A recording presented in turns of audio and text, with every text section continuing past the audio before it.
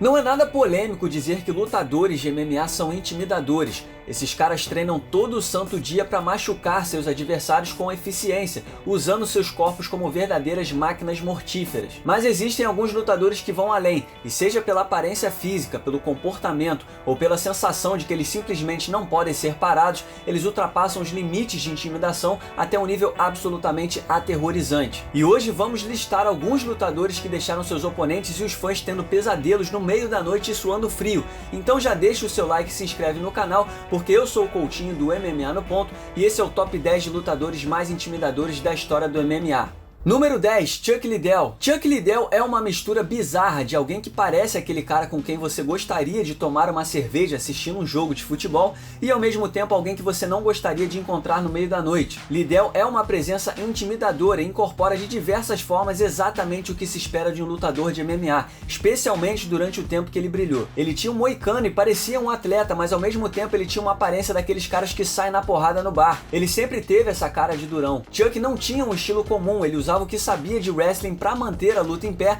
e assim ele podia dar um soco na sua cara. Mas mais do que tudo, mais do que a aparência dele, mais do que seus olhares intimidadores e sua postura destemida, o que tornou o Chuck Liddell tão intimidador foi que ele sempre foi um finalizador. Ele simplesmente te levava ao inferno com uma enxurrada de ataques poderosos que iam machucar você. Durante sua lendária trajetória de 2004 a 2006, Liddell nocauteou todos os adversários que enfrentou, atropelando 7 rivais consecutivos. E o que parecia que não havia absolutamente nada que você pudesse fazer. Ele não deixava você fazer o que você queria. Ele forçava você a entrar no jogo dele e depois te puniria por isso. A emoção expressada nas comemorações depois de seus nocautes brutais só aumentaram seu nível de intimidação. Chuck no seu auge representava a dor, e se você lutasse contra ele naquela época, você sentiria isso e estaria intimidado logo de cara. Número 9, Quinton Rampage Jackson. Todo lutador é forte, todo lutador é um atleta, mas nem todo mundo pode destruir alguém da forma que Rampage Jackson fazia no seu auge. E provavelmente nenhum momento mostra isso com mais clareza do que aquele quando Rampage nocauteou Ricardo Arona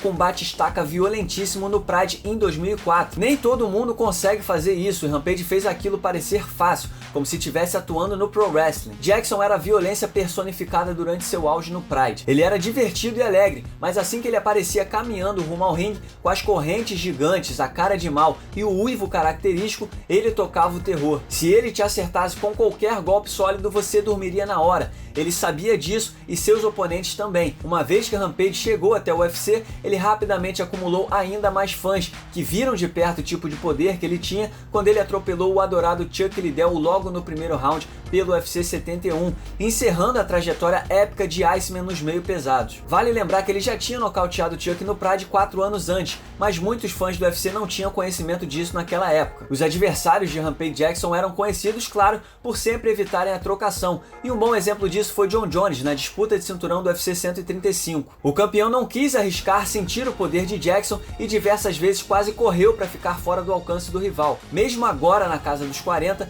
é difícil encontrar alguém disposto a trocar porrada com Rampage, e dizem que o poder de nocaute é a última coisa que se vai na vida de um lutador. Então fiquem tranquilos, pois enquanto o Jackson estiver lutando, ele vai continuar intimidando seus rivais. Número 8, Alistair Overeem. A divisão dos pesados é fonte de grande parte das aberrações que aparecem no MMA, e não há dúvida de que o tamanho dos lutadores por si só já é algo intimidador. Não faz sentido algum quando o lutador chega perto do limite de 120 kg na balança e apresenta um abdômen definido, mas essas aberrações existem. Brock Lesnar é um bom exemplo de lutador que tem um corpo absolutamente incomum, mas existiu alguém que transformou esse corpo numa pilha de escombros, e esse alguém, claro, é Alistair Overeem. Mas não é qualquer versão de Alistair Overeem, essa era uma versão conhecida lá fora como Uberin. Isso mesmo, de 2007 a 2011, os pesos pesados tremiam ao ver Alistair Overeem, que havia transformado seus 1,93 m em algo que não pode ser explicado pela ciência. Bom, na verdade a ciência pode sim explicar. Estivesse Overeem comendo muita carne de cavalo naquele tempo, ou outros fatores estavam sendo injetados na sua rotina, a gente não tá aqui para especular. O que é certo era que nessa época Overeem era a maior aberração entre tantas. E Bob Sapp não conta, suas primeiras lutas foram absolutamente bizarras por conta da diferença de tamanho e depois ele perdeu quase tudo que ele disputou. Por outro lado, Overeem foi dominante, emplacando uma sequência de 11 vitórias, conquistando o título dos pesados do Strikeforce, o título dos pesados do Dream até chegar ao UFC e destruir Brock Lesnar. Nessas 11 lutas ele finalizou 10 adversários. Não existia ninguém mais assustador na época do que Overeem. Parecia que ele não perderia nunca mais, mas o que aconteceu foi que Overeem puxou seu próprio tapete e derrotou a si mesmo. Pouco depois de ser escalado para enfrentar Júnior Cigano no UFC 146, os níveis de testosterona de Overeem estavam maiores do que o dobro do permitido, e nós não o vimos dentro do cage até 2013. E quando ele voltou já era uma outra versão, mas por 4 anos existia um peso pesado que ninguém queria enfrentar, e esse cara era Alistair Overeem. Número 7, Rumble Johnson. Já existiram várias versões de Anthony Johnson, e cada versão nova parecia mais sinistra do que a anterior. É como aquela piada de Dragon Ball Z, talvez a gente ainda não tenha visto todo o poder de Rumble Johnson. E embora ele tenha sido um dinâmico e devastador meio médio, é isso mesmo, de alguma forma Johnson já bateu 77 quilos durante sua carreira. A versão mais intimidadora de Johnson é, pelo menos até agora, a versão até 93 quilos. Ele fez sua estreia nos meio pesados depois de ser demitido pelo UFC. Ele enfileirou 9 rivais e depois que voltou para a organização só perdeu para Daniel Cormier. Durante essa trajetória ele acumulou 9 vitórias por nocaute ou nocaute técnico, e alguns foram absolutamente brutais. Pobre Glover Teixeira. E mesmo na primeira derrota para Daniel Cormier, Johnson fez jus à sua reputação de alguém que detém um poder descomunal nos punhos. Com um único soco ele fez o campeão Cormier voar como se fosse um desenho. Já existiram diversos strikers na categoria dos meio pesados com enorme poder de nocaute, mas quando se trata de um poder intimidador, é difícil encontrar em qualquer lugar alguém que supere Rumble Johnson. O triste é que nunca vimos uma luta entre Johnson e Jones, mas dá para imaginar que seria algo parecido com a luta já citada entre John Jones e Rampage Jackson. Jones saberia evitar esse tipo de poder de nocaute. Em relação às almas infelizes que foram trancadas no cage com Johnson, eu tenho certeza que até o momento que ele os deixou inconscientes, o medo desse poder devastador dominou as suas mentes. Número 6, Cris Cyborg. Uma vez eu ouvi uma piada que dizia que o sentimento ao assistir às lutas da Cyborg era que a gente devia ligar para a polícia imediatamente ao final do combate. E acho que isso já diz tudo em relação ao que faz de Cris Cyborg uma lutadora tão intimidadora. Ao longo de sua série invicta, que durou longos 13 anos, Cris Cyborg brutalizou 21 adversárias. E se você ouviu o gongo final da luta, você faz parte de um grupo seleto. Foram 21 vitórias e 17 por nocaute, sendo 11 conquistados logo no primeiro round. Uma dessas vitórias foi revertida para no contest sem resultado depois que a brasileira caiu no doping, o que foi um fator ainda mais intimidador. Cyborg era rápida e violenta. Ela acabaria com a luta no exato instante que encontrasse uma brecha e desceria a lenha até que o árbitro não tivesse escolha a não ser encerrar o combate ou acabar processado. Assim como Mike Tyson no seu auge, o desfecho das lutas de Cyborg era quase previsível. O sentimento era que toda vez que uma luta de Cyborg era anunciada, uma alma seria sacrificada. Cyborg teve um favoritismo assustador diversas vezes na carreira, o que mostra o que as casas de apostas pensavam sobre suas lutas. Cyborg era simplesmente imparável e ainda por cima brutalmente violento. Muito pouca gente nesse esporte intimidou tanto quanto Cris Cyborg. Número 5, Mirko Cro Cop. Perna direita, hospital. Perna esquerda, cemitério. Essa é uma das melhores frases da história do esporte e provavelmente a mais intimidadora. Se Mirko Cro Cop acertasse você com um chute na cabeça, você iria dormir. Vimos isso acontecer diversas vezes ao longo de sua carreira. E aquela frase não era da boca para fora. Aqueles chutes iriam te derrubar. Na sua carreira, incluindo todos os esportes de combate, Cro Cop venceu 71 lutas por nocaute. Se isso não é o suficiente para intimidar alguém, então eu não sei mais o que é. Como se a proeza de Cro Cop no kickboxing e sua agressividade na luta não intimidassem o suficiente, ele tinha uma postura absolutamente indiferente, bem parecida com Fedor Emelianenko. Mas enquanto Fedor parecia sobrenatural, Cro Cop ao menos parecia um ser humano. Embora você acabasse imaginando que ele treinava numa academia fria e escura no meio do nada, até sair chutando árvores com uma perna do tamanho de um jogador de futebol americano. O sentimento é que o estoicismo de Cro Cop era derivado do fato de ele já ter enfrentado de tudo muito antes de pisar no ringue para lutar com o oponente. Vejam esse desafio feito a Fedor. I'm still standing and I'm still waiting for the title fight. Emelianenko, Fyodor, you are next.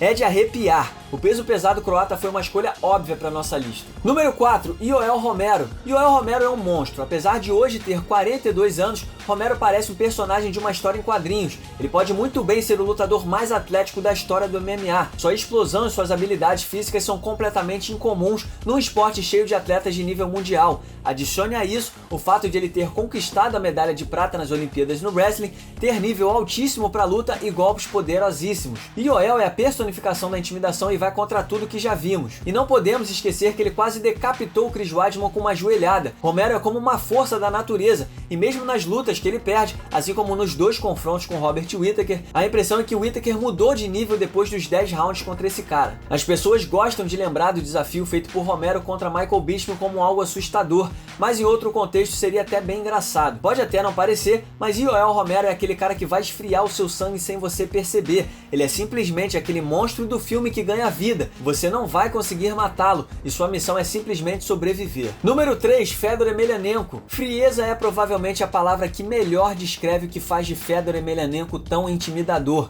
No esporte repleto de atletas querendo chamar a atenção, especialmente no Japão, onde a carreira de Emelianenko decolou, Fedor parecia completamente alheio a tudo ao seu redor. Suas entradas costumavam ser bem elaboradas e num lugar como o Saitama Super Arena, com capacidade para 36 mil pessoas, mas você jamais saberia dizer o que estava acontecendo baseado no comportamento dele ao caminhar em direção ao ringue. Você não saberia nem dizer que ele estava prestes a lutar com alguém.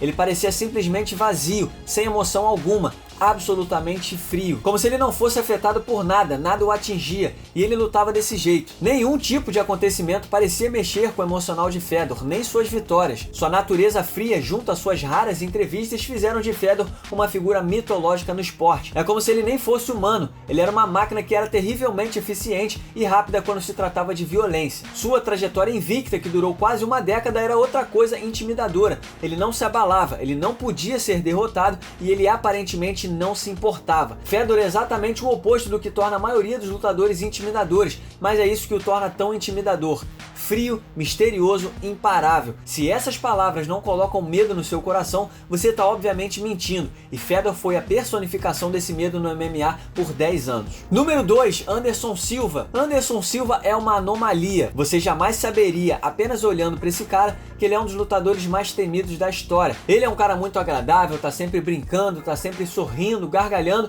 e adora dançar também, e sua voz é extremamente fina. Fisicamente, ele não é o cara mais assustador que você já viu, ele meio que parece aquele seu colega de trabalho, e se você nunca tivesse o visto lutar, a última palavra que viria à sua mente seria intimidação. Mas é claro, todos nós já vimos Anderson Silva lutar e sabemos exatamente por que ele é tão intimidador. Anderson Silva é simplesmente melhor do que você, ele é melhor do que você e não existe nada que você possa fazer a respeito, e ele vai jogar isso na sua cara. Ao longo da trajetória de Anderson como o maior campeão dos médios de todos os tempos, testemunhamos inúmeros momentos de Anderson brincando com outros lutadores. Na maior parte de sua carreira, Anderson parecia um deus da luta. Seus oponentes faziam tudo o que podiam e nada disso atingia Spider. Nem um corte, nem um arranhão sequer. Ele nunca passou sufoco. A única luta durante essa trajetória como campeão na qual ele foi dominado, ele acabou vencendo nos minutos finais com um triângulo contra Chael Sonnen no UFC 117. E depois na revanche, Chael estava bem no primeiro round, mas Spider voltou com tudo no segundo assalto e destruiu Sonnen completamente.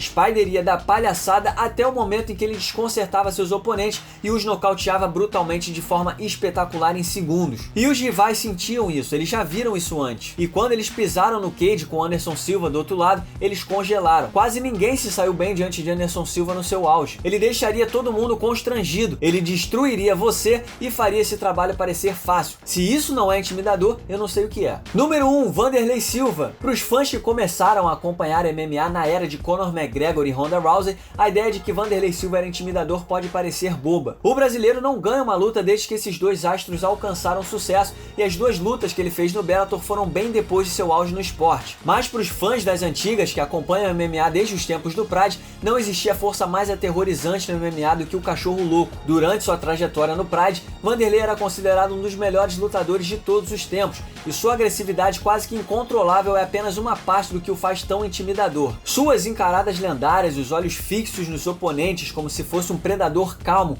mas ao mesmo tempo pronto para destruir tudo que tivesse na sua frente, e isso tudo enquanto suas mãos rolavam para frente e para trás, era um pesadelo por si só. Me diz se isso não é o suficiente para assustar alguém. Mas não era só isso, qualquer um pode parecer mal, mas Wandy era mal. Seu estilo de luta era brutal, com golpes pesados que ele disparava até derrubar os adversários.